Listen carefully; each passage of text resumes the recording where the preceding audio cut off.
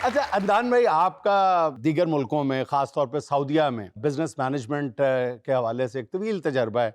अब तो आप बाकायदा एक सर्टिफाइड प्रोफेशनल कंसल्टेंट हैं बिजनेस और ह्यूमन रिसोर्स मैनेजमेंट के हवाले से, बहुत ही मोतबर नाम है। आपसे बेहतर कौन इस सवाल का जवाब दे सकता है कि मैट्रिक के बाद जो है ये नौजवानों को कैसे बताया जाए कि कौन करेगा उनकी काउंसलिंग के जी मोबाइल के अलावा भी दुनिया है। जी बहुत शुक्रिया जुनैद भाई। देखिए हम ना आमतौर पे जो हमारी यूथ है वो जैसे आपने कहा कि मोबाइल में गुम हो जाते हैं, तो मोबाइल ही तरीका है अवेयरनेस फैलाने का। अब वो मोबाइल के जो शॉर्ट्स बने, मीम्स बने, वो ऐसे भी बनने चाहिए कि जहाँ पे उनको समझ आए कि हमने करना क्या है। अच्छा अदनान साहब, आप बिजनेस कंसल्टेंसी का बहुत बड़ा नाम है, इसलिए मैं आपसे ये बात पूछना चाहती हूँ कि जो लोग तो कामयाब हो जाते हैं, बिजनेसमैन बड़े सबको नजर आते हैं, और बहुत सारे ऐसे होते हैं जो नाकाम हो जाते हैं, उनके लिए आप क्या एडवाइस करेंगे? दो चार हो लाइनों जाते में। हैं वो, कहीं नजर ही नहीं आते। हाँ। उनको कैसे आप क्या कहेंगे? अच्छा ये जो है ना वो जो एप्लीकेबल नाकाम हो चुके वो तो हो चुके, जी जी चलें उनको भी आप उठाने की कोशिश करें, लेकिन जो नाकाम होने जा रहे हैं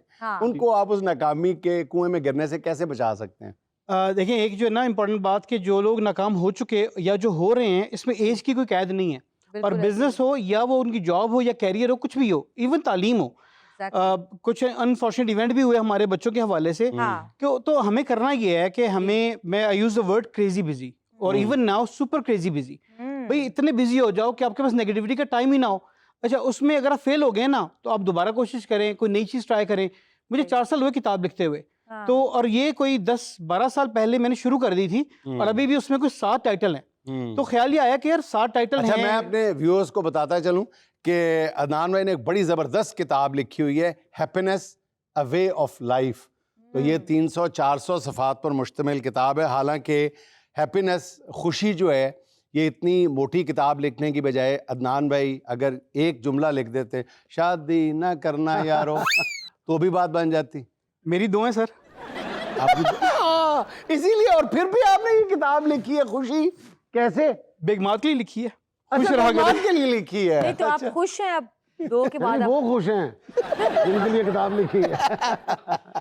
मैं भी किताब लिख ली है ना, अब खुद भी पढ़ूंगा, फिर अप्लाई करूंगा, तो फिर मैं भी खुश हो जाऊंगा इंशाल्लाह। अच्छा आप किताब पे बात कर रहे थे कि जब ये किताब लिख रहे थे आप, जी तो टाइटल 7-8 थे, उसमें से फिर ख्याल आया कि कम से कम कोई एक तो निकलनी चाहिए ना, कंप्लीट तो हो ना, प्रोजेक्ट तो आधे अधूरे रह जाते हैं। तो वो जो आपने फेलियर की बात की, आधी चीजें रह जाती हैं, हम फेल हो जाते हैं, फिर हम सोचते हैं छोड़ो यार क्या करना, फिर हम बड़ा बिल्कुल गुमनाम हो जाते हैं।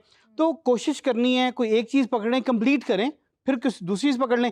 अगर फेल भी होंगे ना तो कम से कम आपको पता है कि यार मैंने कुछ मुकम्मल तो किया। मैं समझ नहीं पाया आपकी बात कि कारोबार नाकामी की तरफ जा रहा है, तो क्या किया जाए? आप कह रहे हैं कोई एक चीज ठीक कर लीजिए। अच्छा उसमें ना बड़ा एक कीवर्ड है, I would say not competition, collaboration. अब कोलैबोरेट करें दोस्तों के साथ। अच्छा। देखिए कौन किसके साथ कर सकते हैं। सो मेरे वालिद साहब ने रेस्टोरेंट बनाया था सऊदी अरब में और वो समहाउ फेल हो गया। अब आई फील कि अगर मैं वो रन कर रहा होता तो मैं जो अपने कंपटीशन के लोग हैं उनसे मिलके बात करता कि यार हम कुछ ऐसी चीज करते हैं। अब सोशल मीडिया का दौर है तो आप कैंपेन्स रन कर सकते हैं मिलके, ठीक है, कोई एक चीज तुम कर लो, कोई एक चीज मैं कर लूँ, बहुत कुछ हो सकता है, लेकिन हम कोशिश करें, क्रिएटिव होना जरूरी है। अच्छा, और दूसरी बात यह है कि आप हिम्मत ना आ रहे हैं, अगर आप कारोबार में नाकाम होने जा रहे हैं, नाकाम होते चले जा रहे हैं, तो एक ये कहा जाता है कि नाकामी की तरफ जब आप जाना शुरू करें तो इन्वेस्ट ना और करें। कई लोग कहते हैं कि नहीं, डरो ना, इन्वेस्ट करो, खुले दिल के साथ करो, इफ यू हैव। जी जी बिल्कुल। एक कॉन्सेप्ट है जो फाइनेंस मैनेजमेंट में, वो अक्सर कहते हैं कि पहले जो भी आपकी इनकम है ना, पहले इन्वेस्टमेंट कर दो, बाद में खर्चा करो, फिर सेविंग्स को देखो। तो अब नॉर्मली क्या होता है कि हम इन्वेस्ट क्या करें।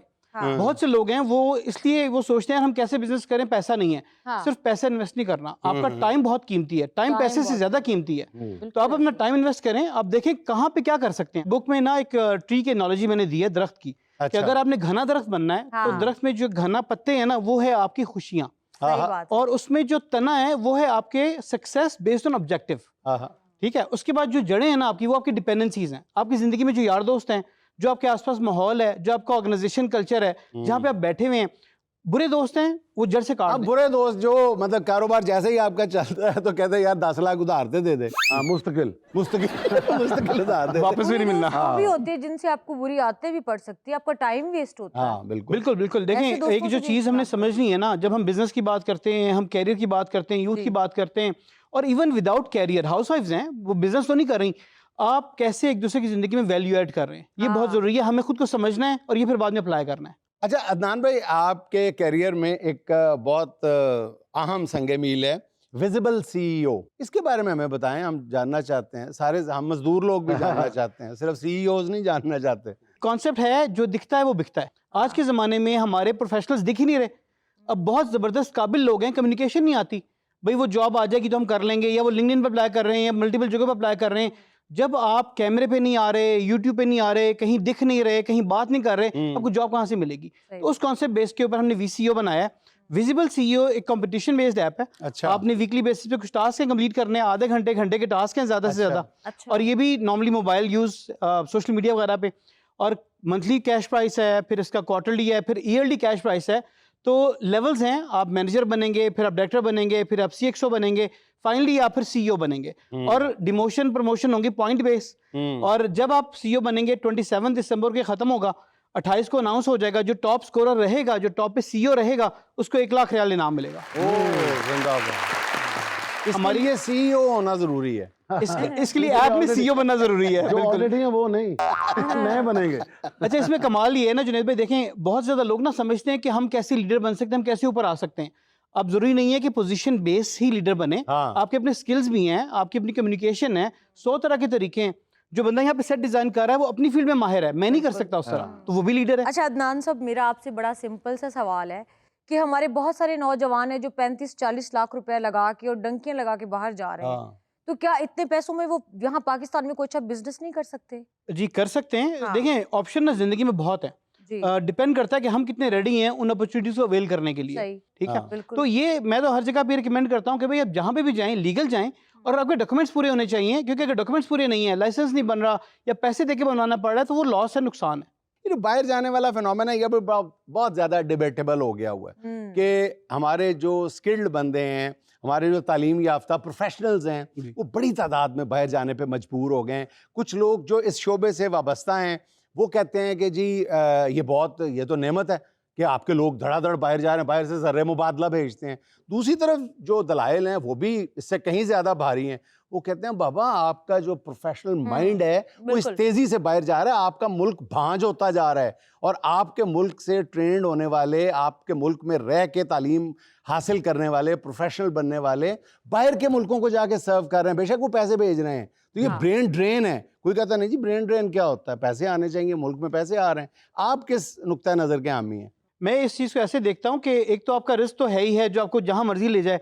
जो जब लोग वापस आ रहे थे यूएस से, मैं जा रहा था, वो 9/11 के बाद की बात है, और जब लोग वहाँ जा रहे थे मैं वापस आ रहा था। अच्छा, 9/11 के बाद यहाँ से आपको लेके गए थे अमेरिका?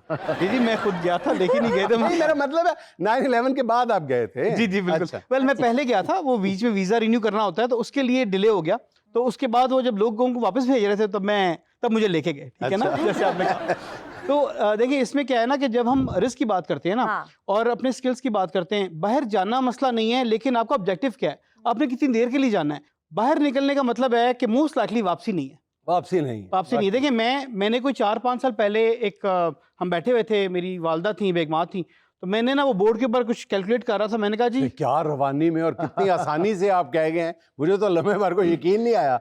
मेरी वालदा थी और बेगमात थी और इकट्ठी बैठी हुई थी। सर कोई दर्जन के हिसाब से नहीं है, 2 अदद ये बेचारी। इन्हें वो कुछ बैलेंस करने के लिए जरूरी होता है। ठीक है ना। गुड। अच्छा, उनको मैंने कहा नजर ना लगे। जी आमीन। उनको मैंने कहा जी प्रोग्राम है वापस जाने का, तो साल तक जो है ना हम वापस जाएंगे और हम विल सेटल इन पाकिस्तान। ये बात को कहे हुए कि 5-6 साल गुजर चुके हैं, और वो दिन नहीं आया कि हम कहेंगे यार चलो पाकिस्तान जो है ना हम सेटल होने जा रहे हैं। बैरून मुल्क ऐसे ऐसे पाकिस्तानी मुकीम हैं जो टिकट तक कटवा चुके हैं, और वो भी कई मरतबा हमेशा के लिए पाकिस्तान वापस। एन आखिरी लम्हे पे कोई ना कोई जंजीर उनके पैरों को जकड़ लेती है। तो अवेयरनेस ही नहीं है, चीज़ों का पता नहीं है। तो वो आपने शुरू में बात की कि हम कैसे फैलाएं, तो सर आपका शो है, ये बहुत ज़बरदस्त है, बहुत दुनिया देखती है, तो यहाँ से फैलाएं। आप फैलाएं ना, आपको बुलाए फैलाने के लिए। जब हम यूथ की बात करते हैं तो जब मैंने कहा ना कि बिजी हो जाएं, लेकिन बिजी किस चीज़ में होना है? वो सिर्फ गप्पों में बिजी नहीं होना ना, वो रात को 2 पे दोस्तों के साथ बैठे हुए हैं। आप माँ बाप की खिदमत कितनी कर रहे हैं, आप और बहुत से जो क्रिएटिव काम है वो कितना कर रहे हैं, उसके ऊपर ध्यान दें। फिर अगर आपका एक दिन अगले दिन से बेहतर नहीं है, आपने कुछ सीखा नहीं है, कुछ सिखाया नहीं है, किसी की जिंदगी में वैल्यू ऐड नहीं की, तो आपने दिन जाया कर दिया। सर तुसी बिजी होने की गल की, साडा नौजवान ऑलरेडी बड़ा बिजी है, और किसी दी खाला फौत हो गई तो उन्होंने पूछा कि यार तू नहीं आया, तेरी खाला दी फौतगी हो गई। तो कहना मैं बिजी बड़ा सी। उन्होंने कहा ना तेरी जॉब ना तेरे को काम ना धंधा, तू किथे बिजी सी? कहना जी मैं टिकटॉक विच बिजी सी।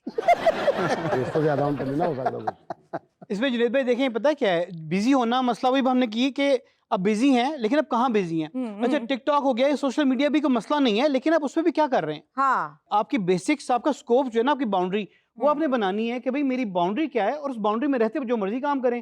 मैं कहता हूँ टिकटॉक बनाओ, कोई मसला नहीं है, अपना बिजनेस फैलाने के लिए बना रहे हैं आप, क्या क्रिएटिव वैल्यू आप ऐड कर रहे हैं उस पर ध्यान रखें। लेकिन अब अगर आप बेकार टाइम से कर रहे हैं तो फिर वो लोगों के लिए बेकार है, आपके लिए भी अपना पुट्ठा शोल्डर ही हैवी कर रहे हो।